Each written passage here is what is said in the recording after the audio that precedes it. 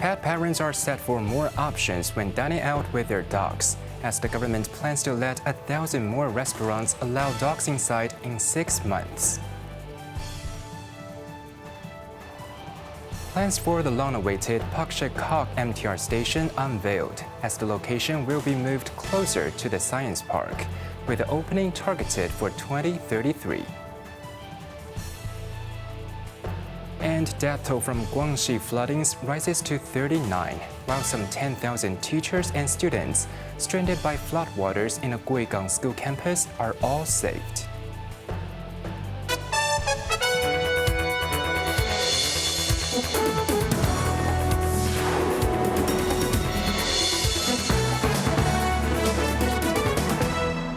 Good evening, you're watching Cable News. I'm Quentin Yan. Starting today, dog owners and their furry friends can dine out in the city, as licensed restaurants are allowed to welcome canine into their premises. The government said it plans to open a new round of applications 6 months later for another 1,000 eateries to join the scheme. Jimmy Liu shares more. Starting today, if you see this sign at a restaurant, that means you and your dog are welcomed to go inside. The new policy comes as a timely relief to Sarah and her friend, who have just walked their dog under the sun in Cheongkwon-o. Hi, it's really hot in this time of year, so it's really nice to be able to bring the dog in and sit inside and not have to use takeaway cutlery or utensils. According to the official list, more than 940 restaurants across Hong Kong are permitted to welcome dogs into their premises. On the first day of rollout, Secretary for Environment and Ecology, Che Chin-wan, inspected operations of one of the restaurants. Che said if everything goes smoothly, a second round of applications would open to interested restaurants 6 months later, with the quota also at 1,000. The secretary also reminded applicants to check whether they are eligible to allow pets on their premises in the first place, after at least 3 licensed restaurants in the same mall were delisted over land lease terms that ban pets. Meanwhile, some licensed restaurants were not yet ready on day 1, putting up notices to say that they will start letting dogs in later. The government said it respects commercial decisions and pledged to provide assistance in the initial period. Jamie Liu, Cable News. Pak Shek Kok residents are one step closer to being able to travel straight into the city by MTR, as the long-awaited Pak Shek Kok station plan has been unveiled, with the site shifted closer to the science park and opening targeted for 2033. The new station will sit on the East Rail line between University and Taipo Market stations, opposite the Chinese University's Lo Ki Sun Integrated Biochemical Sciences building. A footbridge will cross Tolo Highway to link it with nearby housing estates and the science park, bring it closer to homes in the science park than the original site near Education University's Sports Center. The Pak Shek Kok station plan was first raised in 2021 by the last administration, but it has been delayed 4 times because of the need to revise infrastructure and relocate EDU-HK Sports Center. The government said extra time was needed to work through the costs and financing. The new station will not have any property built on top of it. Instead, the government plans to hand over the EDU-HK Sports Center site and another plot near Tai Shui Han to MTR for private housing development, with no public housing included. It will adopt a transit-oriented development, or the Rail Plus property model. The next step is to bring in MTR to design the station and speed up the planning changes needed. An investigation is underway in Aberdeen after a petty dispute at a minibus stop turned deadly. Police said a 53-year-old woman died on Tuesday night after a stranger allegedly choked her for 2 to 3 minutes. A 50-year-old woman is now in custody on suspicion of murder and will appear at the Eastern Magistrates Courts tomorrow. Jamie Liu reports. Police received a call about a dispute between 2 women, aged 53 and 50, at a minibus stop near Wah Choi House of Wah Fu Estate in Southern District at around 10:30 p.m. on Tuesday. They were bickering after one of them accidentally stepped on the other on the minibus. After the pair got off the minibus, their quarrel escalated. Investigation showed the 50-year-old had pinned the 53-year-old to the ground, knelt on her stomach, and gripped her neck. The fight lasted 2 to 3 minutes and no one attempted to stop them. When officers arrived, they found the 53-year-old lying unconscious. They sent her to Queen Mary Hospital, where she was pronounced dead around an hour later. Officers also patrolled the area and soon arrested the 50-year-old at the scene. She does not have a history of mental illness and will be provisionally charged for murder. When asked why she faced murder rather than manslaughter, police explained that an unlawful assault leading to death could legally be treated as murder. But since the cause of death is still being determined, the charge may change once the Department of Justice gives its advice and when the coroner's report comes in. The deceased woman had a history of mental illness and is awaiting a post-mortem examination. Jamie Liu, Cable News. The Environmental Protection Department has reported a suspected leachate leakage from a stormwater drain at the New Territories West landfill in Tuen Mun, prompting concerns among local oyster farmers over potential water quality impacts. Cheryl Yun tells us more.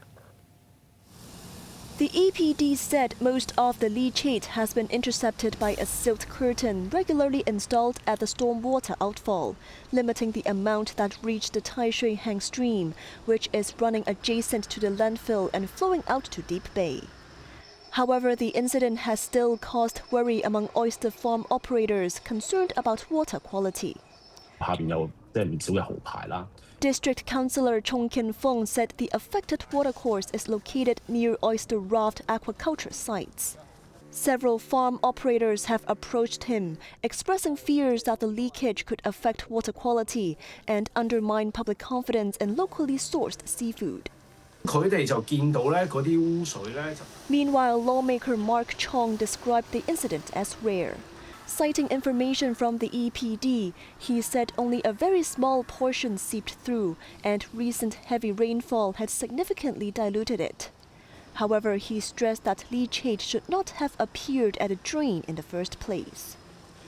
The EPD announced last night that water samples collected from the site showed normal results, with no indication of significant impact on the large pit or the broader Deep Bay ecosystem. The department pledged to work with the landfill contractor to investigate the cause of the leak and implement further measures to tackle the problem at source. Cheryl Yun, Cable News. Police have smashed a triad-backed illegal debt collection ring, arresting 8 individuals, including 7 minors, for splattering red paint on residential properties to intimidate debtors. The youngest suspect is just 12. The arrests followed reports that 4 flats in Yaomate and Tsingsha Cui had been targeted over unpaid debts over the past 2 days. Investigators said the group is also linked to 2 similar cases in Tinshui and Kuntong. During the operation, officers seized paint containers, clothing, and mobile phones. Those arrested include a 24-year-old local man and 7 teenagers, aged 12 to 16. 3 of whom had triad backgrounds. Police said ringleaders recruited teens via social media and messaging platforms, brainwashing them into thinking they are immune to prosecution because of their age, while offering $800 to $2,000 per attack. The suspects have been released on bail pending further investigation, on suspicion of conspiracy to commit criminal damage. Flooding in Guangxi province has killed 39 people and left 9 missing, with dam failure at Hangzhou's Liulan Reservoir causing the worst casualties. In Guigang City, all 10,000 or so teachers and students trapped by floodwaters in the school campus area have now been evacuated. Best Learn reports. Days of heavy rain have flooded the Guigang campus area, with water up to 5 to 6 meters deep and the first floors of some buildings submerged. After nearly 2 days trapped, some without power and water, students slipped on sandals and life jackets this morning and prepared to board floating pontoons set up for evacuation. Once ashore, the students were carried to safety by buses and ambulances. In downtown Guigang, floodwaters on affected roads are starting to recede, although some areas remain flooded. Some homes are still without power, while rescue crews handle supplies and authorities work to pump the water away. Rescue boats have also been sent in, and more than 200 stranded residents have already been brought to safety. In Hangzhou, flood damage at Liulan Reservoir has been severe, with mud and rocks swept downstream and muddy water still flowing through the breach into nearby villages, even as water levels fall. Troops have been sent in to clear the roads, while officials warn that parts of Guangxi could still brave very heavy rain. Baslan Cable News. Both the mainland and Taiwan are bracing for Super Typhoon Bavi, possibly the most powerful storm in years, as it churned southeast of Taiwan this morning and is forecast to strike Fujian on Saturday, before pushing further inland. Meanwhile, Japan's Okinawa Islands are also preparing for a direct hit, prompting flight cancellations. Packing maximum sustained winds of 200 kilometers per hour, the colossal storm effectively covers the entire South China Sea, according to mainland authorities. The National Meteorological Center has issued an orange typhoon warning, the second highest alert. Forecasters say Bavi may graze or make landfall along Taiwan's northern coast on Saturday, before hitting the Fujian-Zhejiang coastline later that evening, prompting authorities across the region to activate emergency measures. Zhejiang has evacuated more than 6,000 people, while Fujian has ordered nearly 5,000 fishing vessels back to port. Meteorologists warn the storm size could drive it deep into central and northeastern China after landfall. Meanwhile, Taiwan's Taitung, already affected by the storm's outer bands, has reported waves exceeding 6 meters, crashing into a campsite. Also bracing for a direct hit, Japan has issued urgent warnings for Okinawa's Sakishima Islands, including Ishigaki, Miyako, and Yonaguni, which will enter the storm's path starting Friday. Japan Airlines has canceled 48 flights to and from the region, affecting about 7,600 passengers.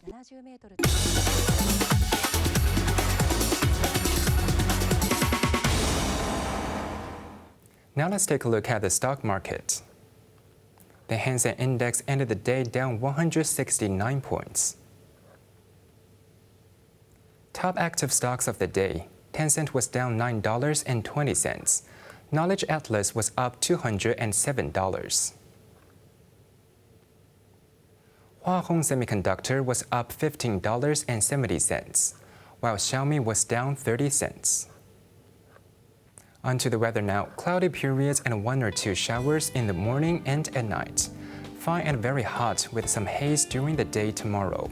Temperatures will range between 28 and 33 degrees.